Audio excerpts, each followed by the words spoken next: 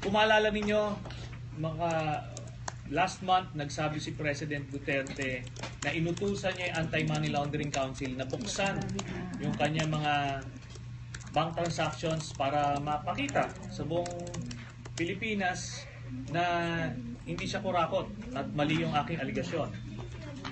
Pero sumulat kami sa Anti-Money Laundering Council at sinabi ng AMLAC na hindi nila ibibigay sa akin yung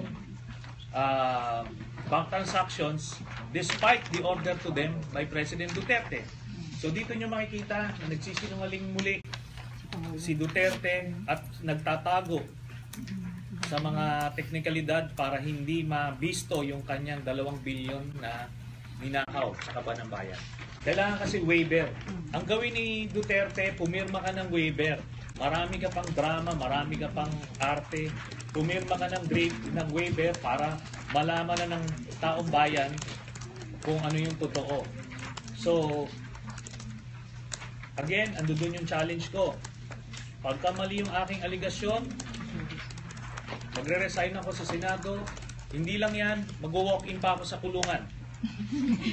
Mag-walk-in ako sa kulungan para hindi mo na ako kailangan kasuhan pa kasi mag-walk-in ako sa kulungan kung mali ang aking aligasyon. Ngayon sinasabi na ako daw mag-produce ng ebidensya. Tama yan. Kaya nga kinasuhan ko siya ng plunder at kaya nga dito sa impeachment case lalabas yan. Pero padaliin na natin. Tanggalin niya na yung duda. Alang-alang doon sa kanya mga blind supporters, mga die-hard followers na sinasabi na malinis siya. Pakita niya. At presidente siya, hindi siya ordinaryong tao. Presidente siya dapat.